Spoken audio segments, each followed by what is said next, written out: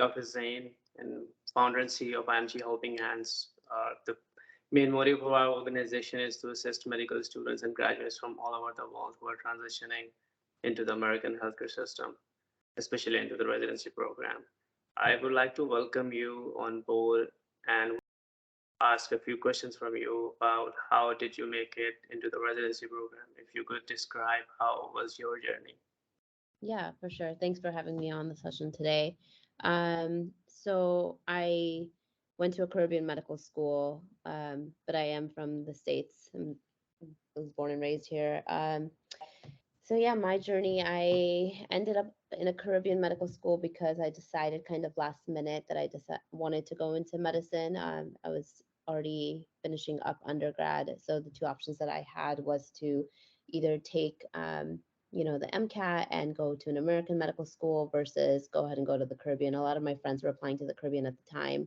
So I went ahead and went that route. And I started immediately after graduating, well, a couple months after. So I graduated in May, got accepted, and then went to the island in September.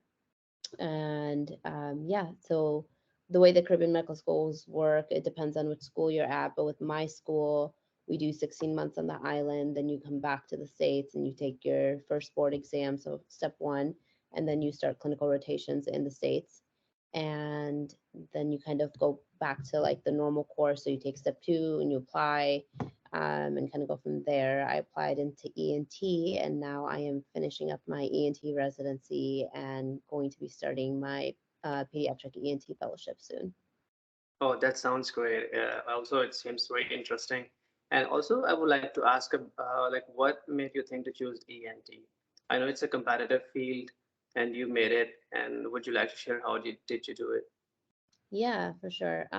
So I decided to go into ENT because so I wanted to. My baby brother has bilateral cochlear implants, and initially from the get go, I kind of just wanted to start my career based on that, just because of the experiences that I had growing up, seeing him kind of go through the process, get his cochlear implants, go through speech therapy, and kind of be where he's at now. So I wanted to be able to do that for somebody else. And so in undergrad, I was originally doing speech pathology. And when I decided to switch over to medicine, the only thing that I wanted to do was ENT. And I kind of just stuck by that. And yeah, now I'm here. It is a competitive That's great. specialty for sure, but I don't think that, the fact that it's competitive should be a reason to defer anyone from joining the specialty. If it's something that you want to do and you have the passion to do it, then you should be fine. Yeah, I agree. But if, for example, if you have to compare with the other specialties like surgery and internal medicine, most common among the international medical graduates, so how did you compare yourself? Because there are not many students who pursue ENT. So how do you Mm. compare yourself with them? With the students going into other specialties. Yeah, So yeah, I mean, coming from a Caribbean medical school or being an IMG in general, I think that a lot of us are um, kind of directed towards the more common specialties such as internal medicine or pediatrics or family, because we come in with a presumption and everyone around us tells us that, we should be applying to those specialties because they're going to be an easier way for us to get our foot in the door, at least in the American system. And while I do agree with that statement, obviously it is going to be a lot easier to do anything less competitive coming from that background. I don't think that it's impossible to get into one of the more competitive subspecialties, get into to a surgical subspecialty, get into surgery itself. So I think it's just about your determination and what you kind of put forward in that sense. For myself, I will say that like I think my journey was difficult.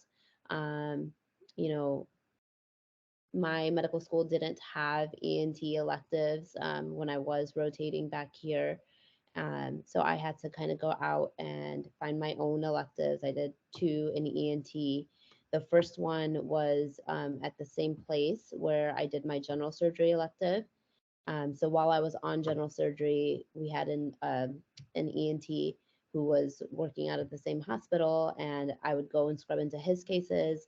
And then I would, I asked him if I could come spend time with him in clinic, and I did that. And he knew that I really wanted to do ENT. So then he agreed to let me rotate with him. And then when I got back to Michigan after Chicago, I reached out to a couple different programs over there and kind of got my foot in the door at Wayne State, and was able to shadow over there and do an elective over there. So that was the other thing that I was able to do. But again, it's kind of like the effort that you put out there, right? Like, if Mhm. it doesn't matter if you're coming from a Caribbean school or an international school overall, if you're going to come here and you're actually going to show people that this is what you want to do, and they will let you somehow at least get that experience. And then if you can document that, you know you put that effort out there, and they saw it and they'll write you a recommendation letter, I think those things are very valuable. That sounds great. And also, when you were applying for ENT residency, did you also have any backup? Like, I for did did. you apply? Okay, Yeah, so yeah. I what was the mean, backup? the backup for me was internal medicine. Well, let me rephrase. When I applied for internal medicine, um, surgery prelim, and ENT.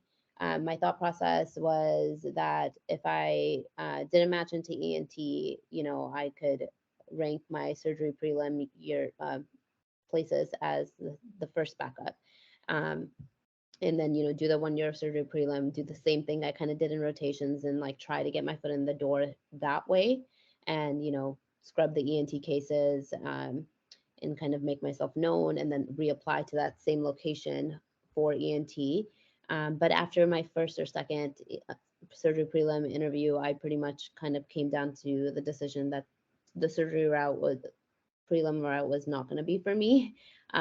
General surgery wasn't really where my head was at, and I just didn't want to get caught in that loop that, God forbid, if I did match into a general surgery prelim year and then didn't match into ENT the following year, would I be happy doing general surgery? And my answer was no. So I actually didn't rank those programs at all. I ended up ranking my internal medicine programs after the ENT programs, and thought that, okay, if I don't match into ENT, maybe it's not meant to be, and I'll go ahead and do internal medicine, which I mean, I loved internal medicine too, but ENT was what I wanted to do. Okay, that sounds great. And regarding the interview process during your application, I know it's been a while now, but for example, if you have to recall, would you recall of like how many interviews did you get, and what was the main factor of getting the interviews, like the scores or the research? What was the factor for you? Yeah, I can kind of tell you from both perspectives. I can tell you from my perspective when I was applying, and I can tell you from the perspective of now being on the interview committees for ENT as well. So when I applied, I only had two ENT interviews, which is not a lot. Most American medical students, we recommend that they should have at least 10. So somehow I landed my first choice, out of the two ENT interviews that I did have. I think that from the perspective of when I applied, the biggest factors had to have been my recommendation letters, um, and the overall application. And now being on the other side and being on the interview committee for the past couple of years, and kind of seeing what we look for as a program, and programs around the nation look for in these competitive subspecialties, I can tell you that I think it's a well-rounded application. I don't think that it's specifically scores. I think that scores are what will different like get your application pulled from the get-go, from the pile, right? Like, there's going to be some sort of cutoff always. And if you, as long as you meet that cutoff, then you're good. So that's the only place that I personally think scores are valuable, is just to get your application pulled into the right pile. But afterwards, it's more so about the personality that you displayed in your application. Were you just a bookworm, or did you have any sort of, hobbies? Did you do other things? Did you do research? What do your recommendation letters say about you? Because I know a lot of us have the impression that, like, oh, we think this doctor liked us, so let's ask them for a recommendation letter. And that's not true. You really have to go for people that know you and can talk about you as a person, as a whole person. Um, and I think that recommendation letters are definitely going to be a very big factor, and especially in these subspecialty programs, the majority of people know each other. So let's say that I'm looking through an application and they have a recommendation letter from somebody that I know or even peripherally know. We won't hesitate to reach out to them and be like, hey, so I saw this like recommendation letter that you wrote. Did you really mean this stuff? Was this really a good student, or do you have like reservations of any sort? Okay, so on being the on the interview committee, you reach out to the letter writers about any student if you Some are people do, yeah. Yep. okay. And what about like having phone calls to verify if the experience is genuine or not? Because Yeah, sometimes people can same. just you guys do that. Yeah, people will do that. I mean, the thing is, again, being from this subspecialty now on this side, the in terms of the experience, it's, like the majority of our applications are American medical grads, so they can't really like falsify the experience.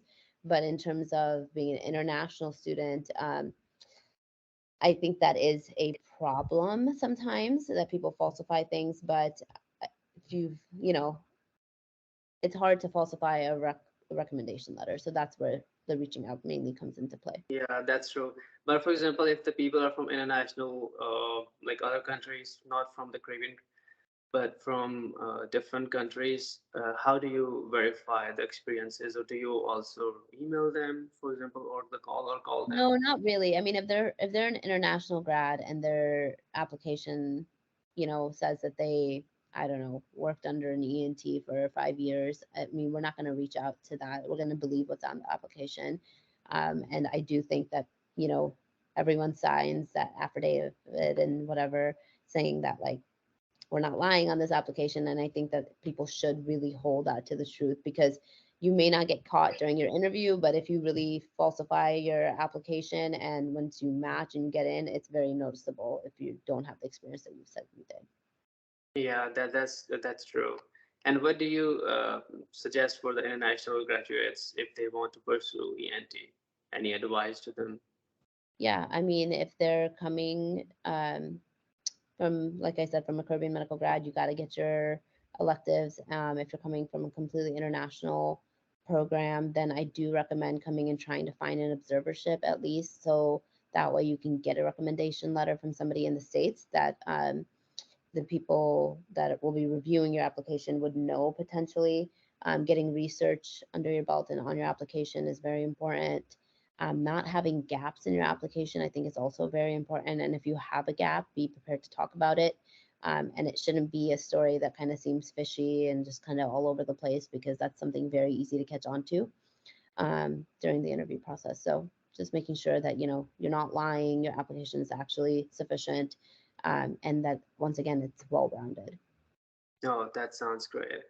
And also, there is one thing that came into my mind, which is there are programs which mention a lot of time that they do not consider like a resident meet and greet a criteria to accept or reject. It's up to the candidates. But what do you think as an insider? Does this matter? Like, for example, if any candidate who has to participate in the resident meet and greet, so if they don't show, though he or she don't show up, or they don't want to, if they are not interested, do you think that he's not interested in your program, or do you Yeah, comply? I think it's very noticeable. So, for us, the resident meet and greets are, like we'll have a couple throughout the year, and on that too, it's like no one is committed to showing up, but the days of the interviews when we have the resident meet and greets, if you don't show up, that does show a lack of interest in that program. And I do think that when you do show up, the types of questions that you ask, the way that you present yourself, the way that your personality shows, does make an impact, because while those residents might not be on the interview committee, their opinions do kind of circulate throughout the program. And, like, I think at the end of the day, if all of the residents are saying, okay, that person was weird, or that person showed lack of interest or asked questions that didn't really make sense and we don't think that they're going to fit into our culture, I do think that that makes a difference in terms of whether you get ranked or not. Oh, okay, that sounds great. So means if the program is saying that the resident meet and greet does not matter, even if the people are not willing to, it's up to the student if they want to come or not, but still it matters, right? Yeah, I mean, yeah, I do think that like if you are truly interested in a program, if someone's telling you that, oh yeah, it's okay, you don't have to come to this, but you can if you want to, that want to is supposed to be like, you know, you showing your interest. And I think that's very important. No, that sounds great. And for example, if there are international students who want to pursue ENT, and what are the like observership or the externship opportunities here in the States? Because I know they are not much, but how they can approach the situation. Um, so it's not that there's not much. I think that, you know, it depends on what location you're looking at, and where you're at, and just try, you know, you should go and reach out to the GME office, see if you can meet with one of either the chairman or the program director, and see, just directly have a conversation. Say, hey, I'm interested in ENT. Do you mind if I shadow you? It doesn't matter if I can come to the OR or not. I can come to the clinic. Whatever I can do would be beneficial, and kind of build your relationship from there. I don't think there's not a formal process, and I don't think there ever will be for IMGs, but it's about you going out there and building up your name and your own connections. And I think that that's actually a very important trait when it comes to residency, especially if you're an IMG, that if you have those skills to do that, that really shows. That sounds great. Well, thank you so much for all your answers and really appreciate your presence. And it's going to be very useful for the students who are pursuing ENT. And the last thing, which is do you think step three matters before applying for residency, since the step one is just pass and fail now? It's good to have on your application. Does it really matter? Not really. It's more so that like it can strengthen your application. Not having it is not going to weaken your application in any way or form. In terms of the American process in general, step three, most people take it intern year, and the reason being that they take it intern year is so that they can get their DEA, so they can write narcotics. Throughout residency, you know, when they're taking primary call, a patient comes in, a post-operative patient needs pain medications and things like that. But if you're an IMG, you can't write narcotics or get your DEA until you've had 2 years of training under your belt anyways. So if you don't have it when you apply, it's not going to be like held against you. And if you decide to not take it up until second year, that doesn't really matter either, because once you start residency, the only thing you really need to pass your step 34 is to get your DEA. Oh, okay, that sounds great. And for in your case, you went to Caribbean med school, right? But how do you think that it was a like appropriate decision at that time as compared to doing the med school here in the States? So that's a pretty loaded question. I think that the Caribbean medical schools are a double-edged sword. So it's I think that a lot of them intake more students than need to be taken in, and the entering criteria are set very low, so that way their admission numbers are high. And most students either get caught up on the island life and get distracted from studying, or get homesick and don't make it through, or when the weed out starts, you know, third or fourth semester, and when the exams get ridiculously hard because the schools don't want all of the students. In reality, it's a business, right? So those schools do not want all of their students to make it through, because then their step numbers of pass fail or whatever, like for step two, will be lower, right? If there's more people coming through the school and failing. So they make their third and fourth semesters ridiculously hard so they can start weeding out people and failing them. So I think it's all about your determination. I don't think it's a bad way to go if you are very determined that this is what you want and you're going to sit down and buckle up and study and make it through.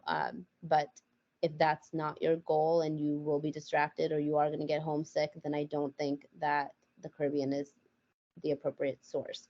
But in terms of education wise, most American medical schools, all of their lectures are online now too. So I don't think that you get less of an education going to a Caribbean medical school. I do think you get less direction when it comes to applying for residency, when it comes to getting rotations or applying for state licensing, like different states have different requirements. So I think that all becomes a hurdle that you kind of have to battle on your own when you go to a Caribbean medical school, whereas you're kind of coddled through it if you go to an American medical school. Yeah, I think a voice explanation. Thank you so much for this. Yeah. And well, I would like to appreciate again for your time. And we are gonna like post this video on our YouTube channel. The purpose of our show for the to have IMGs on board is to provide opportunities to the people to ask questions. I know this the after we upload this on our channel, we are gonna provide the opportunity to the students. They can ask any questions, and for example, if there are some students who are gonna be sending us a few queries, we are gonna forward to you so we can help them and assist them, and so they Yeah. can get a residency. Yeah. If anyone has any questions, they can reach out to me individually via Instagram as well. That's fine. Well, thank you so much, and Of have a course. great rest of the night. All right. Have a good night. Bye bye.